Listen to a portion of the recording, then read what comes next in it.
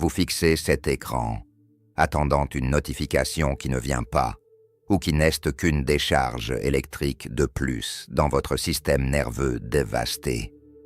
Votre cœur bat trop vite, une arythmie de l'angoisse devenue votre boussole quotidienne. Vous savez, au plus profond de vos entrailles, que ce téléphone est une laisse invisible vous reliant à votre bourreau, un cordon ombilical empoisonné qui vous nourrit de doutes et de larmes.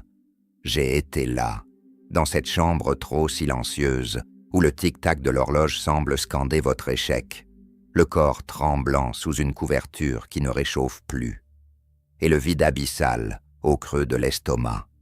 Je connais ce poison lent, cette addiction chimique à celui qui vous piétine tout en jurant qu'il vous protège. Vous n'êtes pas faible, vous n'êtes pas folle.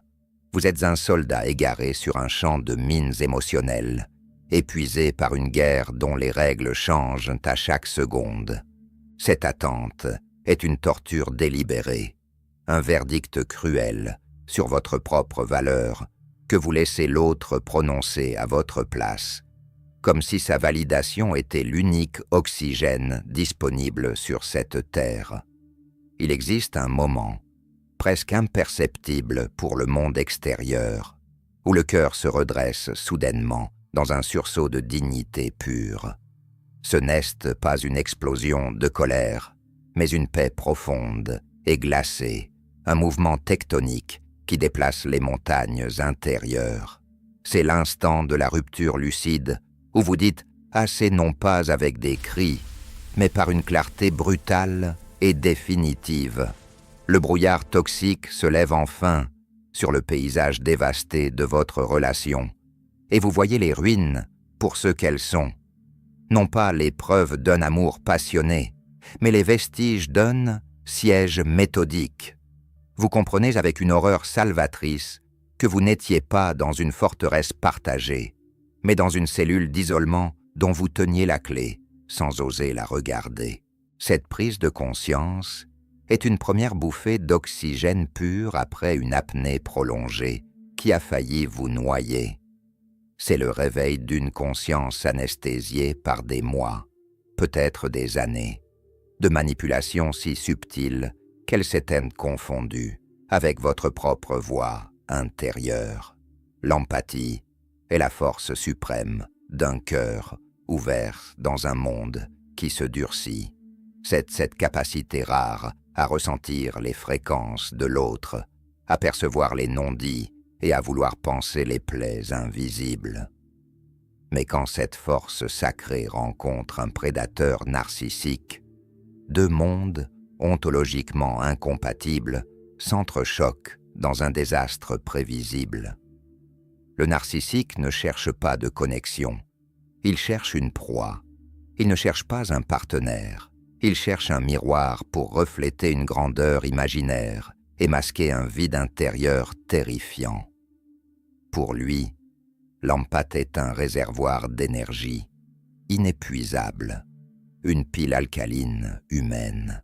Il voit votre lumière, votre capacité à pardonner et votre résilience, et il veut l'enfermer dans une cage pour ne plus se sentir menacé par sa propre médiocrité. Il déteste votre capacité à aimer sans condition, car cela lui rappelle cruellement son incapacité pathologique à ressentir la moindre émotion authentique. Votre éclat révèle ses zones d'ombre. Alors il s'acharne, jour après jour, à vous couvrir de ses propres ténèbres, espérant que si vous vous éteignez, son obscurité passera pour de la clarté. Au début, tout n'était que love bombing, une pluie torrentielle d'attention qui vous a littéralement aveuglé. Il a étudié vos failles, vos rêves d'enfant, vos insécurités les plus secrètes, pour devenir la réponse exacte à toutes vos prières. C'était un mirage parfait, une pièce de théâtre jouée pour un public d'une seule personne. Il vous a placé sur un piédestal si haut, si vertigineux, que la chute ne pouvait être que mortelle. Une fois le piège de l'attachement refermé, une fois que vous avez baissé toutes vos gardes, Il a commencé à aspirer votre vitalité. L'empathe cherche le compromis et la paix. Le narcissique utilise chaque confidence, chaque vulnérabilité partagée sur l'oreiller comme une arme à fragmentation. Si vous lui avez confié une peur d'enfance, il l'utilisera pour vous humilier en public. Si vous parlez de vos ambitions professionnelles, il les tournera en dérision jusqu'à ce que vous doutiez de vos compétences. L'empathe pardonne l'impardonnable, espérant une guérison qui ne viendra jamais. Le narcissique y voit simplement une validation de son impunité. Ce suicide lent de votre identité a un prix exorbitant. Votre santé physique, votre clarté mentale, et cette joie de vivre qui était autrefois votre signature. L'empathie sans limite n'est plus une vertu. Elle devient une prison auto-construite. Tu es trop sensible, tu t'imagines encore des choses. Personne d'autre que moi ne te supporterait avec ton caractère. Ces phrases ne sont pas des avis, ce sont des clous enfoncés méthodiquement dans votre perception de la réalité. Le narcissique est un artiste du mensonge, un illusionniste capable de peindre l'abus le plus sordide aux couleurs du soin et de la protection. C'est le gaslighting, cette technique de torture psychologique où l'on vous fait douter de vos propres sens, de votre mémoire et de votre raison. Vous avez vu un message compromettant sur son téléphone. Tu es paranoïaque, tu as besoin d'un psychiatre. Il a disparu pendant 3 jours sans donner de nouvelles. Tu m'étouffes avec tes questions. C'est pour ça que je m'éloigne. Petit à petit, vous finissez par vous excuser pour ces erreurs, par porter le poids de ces trahisons, devenant l'ombre de vous-même dans une relation qui ressemble de plus en plus à un asile psychiatrique dont il serait l'unique directeur et le seul juge. Pourtant, sous les décombres fumants de votre estime de soi, un feu sacré couve toujours la vérité. Elle réside dans votre intuition, cette petite voix de Cassandre que vous avez si longtemps étouffée pour maintenir l'illusion du couple. L'empathie consciente apprend à devenir sélective, à discerner qui mérite votre lumière et qui ne cherche qu'à la dévorer. C'est ce que le narcissique craint par-dessus tout. Un empathe éveillé qui refuse de continuer à lancer les dés dans un jeu truqué d'avance. Un être qui ne s'explique plus, qui ne justifie plus ses émotions et qui ne s'excuse plus d'avoir des besoins fondamentaux. Quand l'empathie se tourne enfin vers l'intérieur, elle se métamorphose en un amour de soi radical et protecteur. Le narcissique perd alors instantanément son emprise. Ses colères théâtrales, ses silences punitifs et ses menaces voilées échouent lamentablement face à un esprit qui a retrouvé sa boussole morale. Il s'agit de transformer le plomb de la victimisation en l'or pur de la souveraineté personnelle. Cette force nouvelle n'est pas née dans la facilité. Elle a été forgée dans la trahison la plus noire et les nuits de solitude absolue. Votre empathie n'est pas le problème. Elle ne l'a jamais été. C'est votre super-pouvoir, votre lien avec l'humanité. Mais elle a besoin de frontières de fer pour protéger le sanctuaire de votre âme. L'amour sans respect n'est pas de l'amour. C'est une captivité domestique. Vous n'êtes pas une ressource naturelle à exploiter. Vous n'êtes pas un puits de pétrole émotionnel. Le jour où vous arrêtez de saigner pour quelqu'un qui prend plaisir à appuyer sur votre blessure est le jour béni où vous commencez enfin à vivre pour vous-même. Votre loyauté envers votre propre survie doit désormais primer sur votre loyauté envers quelqu'un qui a planifié votre destruction psychique. C'est un acte de rébellion spirituelle, une déclaration d'indépendance signée avec votre propre sang. Le narcissique ne joue pas selon les règles de la décence humaine ou de l'empathie réciproque. Son univers est un champ de bataille, régi par un besoin pathologique de supériorité et de contrôle. Il veut posséder votre récit, réécrire votre histoire, utilisant vos peurs comme des appâts, pour vous garder dans sa sphère d'influence. Il joue tous les rôles avec une aisance déconcertante. La victime incomprise du monde entier, le héros protecteur indispensable ou le martyr sacrifié. S'il échoue, c'est systématiquement un complot de ses ennemis. S'il vous trompe, c'est parce que vous n'étiez pas assez présente ou assez aimante. Il s'entoure de singes volants, ses complices naïfs ou malveillants, qu'il manipule pour vous isoler socialement. Il leur raconte des versions déformées et calomnieuses où vous êtes le bourreau instable et lui le saint patient. Son carburant est votre docilité, née de votre épuisement nerveux et du désir désespéré de retrouver la paix artificielle des premiers jours, qui n'était en réalité qu'un leurre pour vous ferrer. Discuter avec lui est une épreuve d'usure cognitive conçue pour vous rendre folle. Vous apportez des faits, des preuves, des dates. Il apporte la confusion, la salade de mots, word salad, et l'inversion de la culpabilité. Dans son monde, les faits n'existent pas. Seules ses émotions du moment font loi. Il ne s'agit jamais pour lui de résoudre un conflit ou de trouver un terrain d'entente, mais de gagner la bataille psychologique, de vous maintenir dans un état d'infériorité et de doute permanent. L'empathe veut réparer l'autre, soigner ses traumatismes d'enfance qu'elle utilise comme excuse. Mais ce désir de guérison devient le crochet par lequel le narcissique vous suspend au-dessus du vide. Vous pensez, s'il comprend enfin ma douleur, il arrêtera de me faire du mal. C'est une erreur tragique. Il sait exactement ce qu'il fait.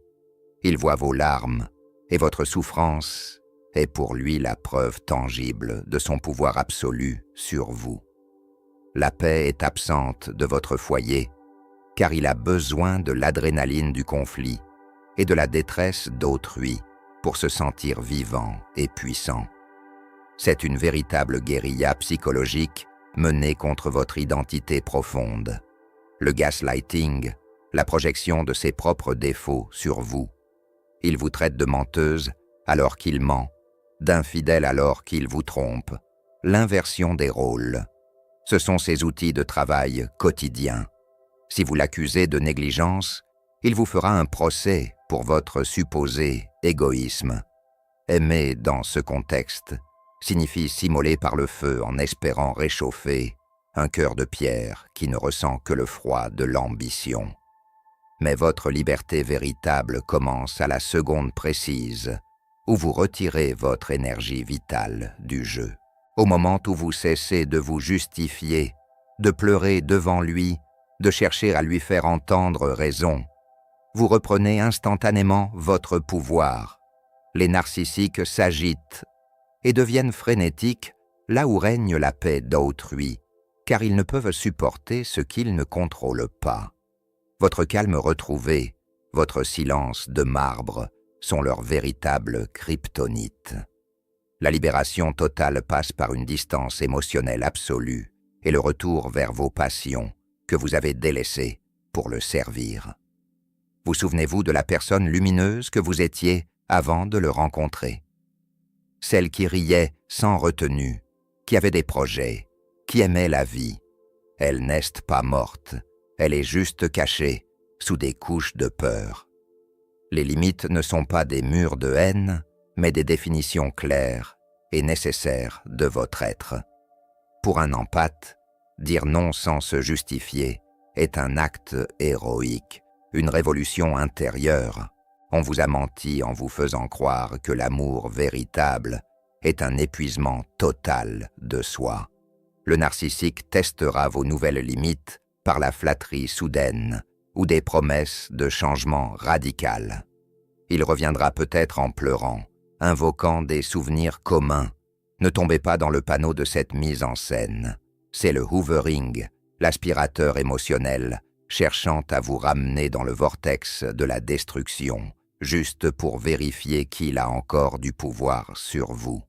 Une fois que vous aurez cédé, la bus reprendra de plus belle, avec une intensité décuplée pour vous punir d'avoir voulu partir. L'instant arrive inévitablement où la trahison envers soi-même devient plus douloureuse que la peur de la solitude. La question n'est plus comment puis-je l'aider à changer, mais comment puis-je me sauver avant qu'il ne reste plus rien de moi. Poser une limite ferme est une affirmation de vie. Ma paix intérieure est désormais non négociable. On ne sauve pas celui qui utilise votre amour comme un bouclier contre sa propre responsabilité. Le narcissique hurlera à la trahison. Il vous traitera de lâche, car pour lui, un non est une insulte personnelle, une blessure narcissique insupportable. Il essaiera de vous faire passer pour la personne cruelle aux yeux du monde. Mais en cessant de reculer, vous découvrez une résilience ancestrale qui coulait dans vos veines sans que vous le sachiez. Les limites protègent votre tendresse. Elles sont les remparts de votre jardin secret. Sans elles, votre terre est dévastée et piétinée. Avec elles, vous pouvez enfin recommencer à fleurir à votre rythme, loin des regards prédateurs. Le détachement n'est pas de la froideur ou de la méchanceté, c'est une clarté chirurgicale sur ce qui vous appartient et ce qui appartient à l'autre. Dans ce théâtre d'ombres où il vous a forcé à jouer, chaque larme versée était un trophée qu'il collectionnait pour nourrir son ego. Sortez de la scène, éteignez les projecteurs, arrêtez de nourrir le monstre avec votre attention, qu'elle soit positive ou négative. C'est un acte de bravoure radical. Je ne vais plus me perdre pour tenter de te trouver. Le narcissique tentera tout pour vous faire réagir. La colère noire, le charme mielleux, la culpabilité liée aux enfants ou aux finances. Il vous rappellera un souvenir d'été, une promesse de voyage, un moment de grâce qui n'était qu'un investissement pour mieux vous exploiter plus tard. Mais vous avez enfin vu l'envers du décor, les cordages usés et les masques de carton-pâte. Vous n'avez plus besoin d'explications finales. Tout a déjà été dit dans ces actes répétés. Le silence est désormais votre réponse la plus puissante et la plus digne, car il signifie que vous n'investissez plus un seul centime émotionnel dans cette faillite humaine. En arrêtant de vouloir le réparer ou le sauver de ses propres démons, vous commencez enfin l'œuvre de votre propre récupération. L'énergie vitale qui fuyait par toutes vos blessures ouvertes reflue soudainement vers votre centre.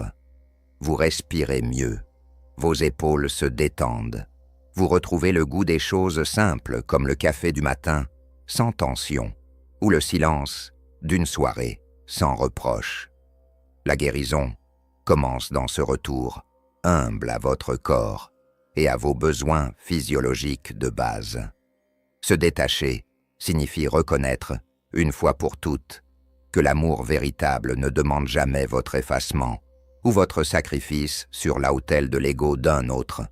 Vous quittez une simulation toxique, une matrice de douleur, pour entrer dans la lumière crue mais salvatrice de votre réalité.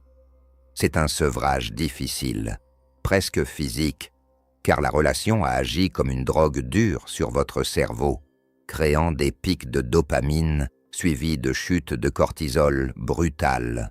Mais ce sevrage est la seule et unique issue vers la santé mentale et la liberté. La guérison est le processus lent et sacré de retrouver les morceaux de vous-même éparpillés par l'explosion de la relation. Ce qu'il a tenté de vous voler, ce n'est pas seulement votre temps, c'est votre centre de gravité, votre capacité à vous faire confiance. Il a étouffé votre voix par le vacarme incessant de ses critiques et de ses jugements. La guérison commence par cette conviction inébranlable. Ce n'était pas moi le problème. Vous n'étiez pas la cause de sa colère. Vous n'étiez pas responsable de ses échecs. Vous étiez simplement la solution lumineuse qu'il a tenté de briser pour se rassurer sur sa propre existence. En lui retirant votre regard et votre attention, vous lui retirez son pouvoir de vie ou de mort sur vos émotions. Vous comprenez comment votre passé, vos blessures d'enfance ont pu vous rendre vulnérable à ce type de prédateur, non pour vous blâmer, mais pour vous armer d'une sagesse nouvelle. Vous apprenez à identifier les drapeaux rouges non plus comme des défis à relever, mais comme des signaux d'alarme vous ordonnant de fuir. Dans le silence fertile de votre nouvelle vie, votre véritable voix revient, plus grave, plus assurée, capable de dire non sans que vos mains ne tremblent. Vous commencez à vivre pour vous-même, sans chercher l'approbation d'un juge cruel et partial. La guérison n'est pas linéaire, c'est une spirale. Il y aura des jours de manque, des moments où la nostalgie du mirage vous serrera le cœur, mais chaque heure passée, sans attendre son message, est une victoire monumentale. Avec le temps, sa voix critique, qui résonne encore dans votre tête, faiblit, perd de sa substance, jusqu'à devenir un bruit de fond insignifiant, comme le bourdonnement d'un insecte lointain. Son mépris ne vous atteint plus, car vous avez compris qu'il n'est que le reflet déformé de sa propre haine de soi. Vos chaînes, que vous pensiez être en acier trempé, se révèlent n'être que des fils de soie que vous balayez d'un revers de main. Vous faites à nouveau confiance à votre instinct, ce gardien infaillible que vous aviez mis en cage. Il arrive un moment de grâce absolue, où l'empate se tait définitivement. Plus d'explications larmoyantes, plus de plaidoyers inutiles devant un spectateur de marbre qui jouit de votre détresse. Juste une absence immense, un vide là où vous étiez, autrefois toujours disponible. Le narcissique déteste ce silence souverain qui ne contient plus aucune douleur à vampiriser. Il a un besoin vital de votre réaction, même négative, pour se sentir réel et puissant. En brisant le cycle infernal, rejet, idéalisation, dévaluation, vous brisez la mécanique même de son emprise psychique. Partir émotionnellement est l'acte de guerre ultime contre un manipulateur. C'est dire « Je reprends mon histoire, mes couleurs et mon temps ». C'est instaurer le no-contact radical, non pas comme une tactique de manipulation pour le faire revenir, mais comme une mesure d'hygiène mentale vitale, comme on s'éloignerait d'une source radioactive. Votre mission désormais y avait d'accompagner cette libération, de vous rappeler chaque matin que votre sensibilité est un trésor, pas une tare. Grandissons ensemble dans cette conscience nouvelle. Le narcissique, dans son agonie de contrôle, essaiera de vous dénigrer auprès de votre entourage, de vos amis, de votre famille, pour sauver les apparences et garder son masque de brave type. Laissez-le faire, laissez les masques tomber. Ceux qui choisissent de croire ces mensonges sans vous interroger ne méritent pas de place dans votre nouvelle vie. Le sortilège est rompu. Ce silence que vous imposez n'est pas une punition, c'est l'espace sacré nécessaire à votre renaissance. L'amour véritable n'est pas un sacrifice humain permanent sur l'autel de l'ego d'un autre. Il est un fleuve tranquille, une réciprocité douce, pas un océan déchaîné cherchant à vous noyer sous les reproches et les exigences absurdes.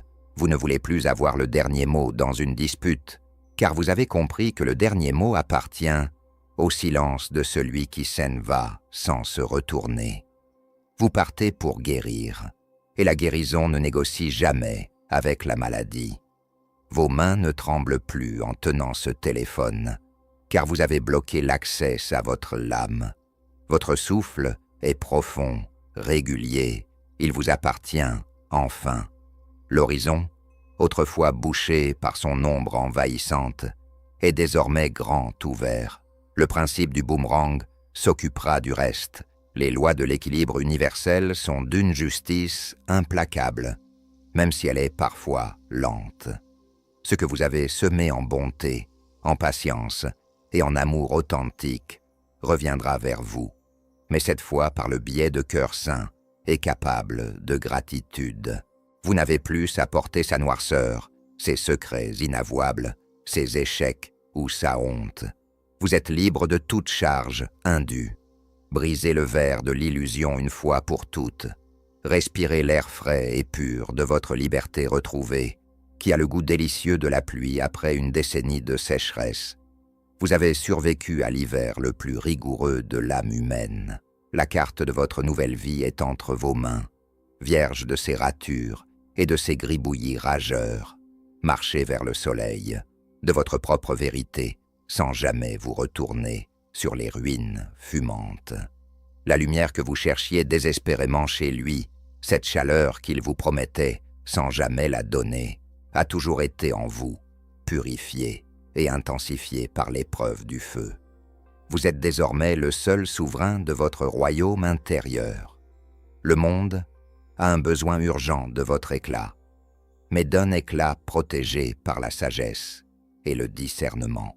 Marchez fièrement avec vos cicatrices, car elles sont les médailles d'honneur de votre survie face à un prédateur de l'âme. C'est votre victoire finale, le triomphe éclatant de l'âme sur le vide sidéral. Votre moment de grâce est ici, dans ce souffle précis que vous prenez en lisant ces mots. Imaginez cette existence magnifique où chaque matin n'est plus une énigme angoissante pour éviter une crise ou une remarque cinglante. Visualisez vos journées remplies de vos propres choix, de vos propres goûts, de vos propres silences choisis. Le narcissique n'était qu'un parasite se nourrissant de votre substance. Maintenant qu'il est tombé, vos racines peuvent enfin s'enfoncer profondément dans le sol fertile de la réalité. Vous redécouvrez le plaisir immense de penser sans filtre, de ne plus scanner nerveusement son visage pour anticiper l'orage qui vient. Vous réapprenez à habiter votre propre corps, à ne plus être une sentinelle aux aguets dans votre propre maison. Le stress chronique s'efface lentement de vos traits, laissant place à une force d'acier trempée dans les larmes de votre passé. Vous êtes bien plus puissante qu'avant la rencontre. Vous avez vu l'abîme de près. Vous avez touché le fond du désespoir et vous avez choisi, seul, de remonter vers la lumière. Chaque pas que vous faites, loin de son influence, est une symphonie de liberté. Ne craignez pas le vide qui suit le départ du narcissique, car c'est dans ce vide fertile que votre véritable moi, celui qui a été étouffé si longtemps, se reconstruit pierre après pierre.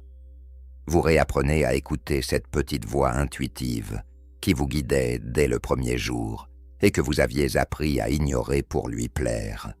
Elle est désormais votre boussole infaillible.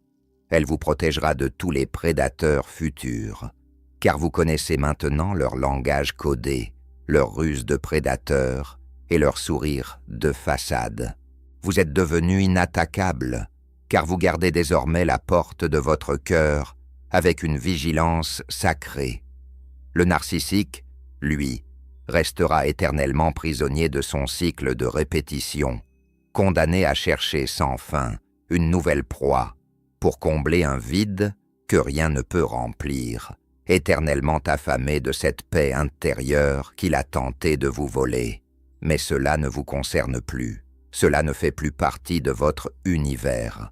Vous avez définitivement quitté l'arène de ces jeux de pouvoir. Vous êtes dans le jardin luxuriant de votre propre vie, cultivant une joie qui ne dépend plus de la validation ou de l'humeur de personne. C'est cela, la véritable guérison. Ne plus rien attendre, absolument rien, de celui qui vous a tout pris, et réaliser avec émerveillement que dans ce processus, vous avez tout récupéré, et bien plus encore. Votre lumière est restée intacte, elle a même été fortifiée par votre courage exceptionnel. Allez maintenant vers votre destin. Il vous attendait patiemment sur le seuil de votre nouvelle vie. Vous méritez un amour qui ne vous demande pas de vous briser pour entrer dans une case, une présence qui célèbre chaque jour votre existence simple. Vous méritez le calme, la clarté et la réciprocité la plus totale. Tout cela vous attend, juste au-delà de ce dernier adieu à l'ancienne version de vous-même, qui croyait, à tort, devoir souffrir 1000 morts pour mériter d'être aimé. Cette version de vous a été consumée dans l'incendie de cette relation toxique. Ce qui en est ressorti est souverain, indestructible et éternel. Ne regardez plus jamais en arrière avec regret. Il n'y a plus rien pour vous dans cette maison de miroirs brisés et de promesses empoisonnées. Le soleil se lève enfin sur votre vie, un soleil éblouissant de vérité et de sincérité. Vous êtes un survivant, un alchimiste émotionnel qui a transformé la douleur la plus vile en une sagesse rayonnante. Vous êtes enfin chez vous, dans ce sanctuaire intérieur, où personne ne peut plus entrer sans votre permission explicite et sans un respect absolu.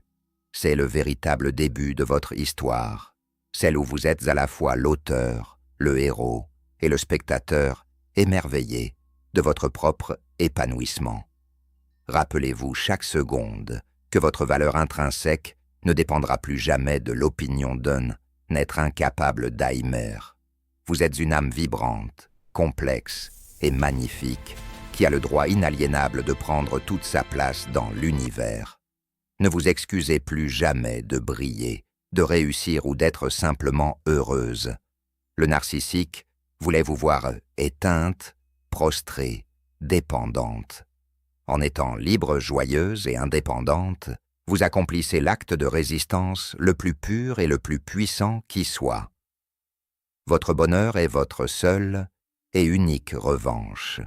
Une revanche sans haine et sans amertume, car l'indifférence totale est la véritable fin du voyage.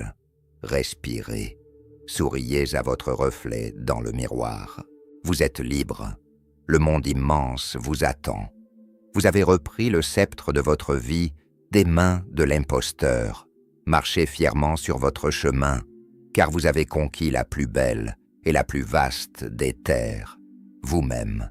Chaque battement de votre cœur est désormais un hymne à votre résilience héroïque.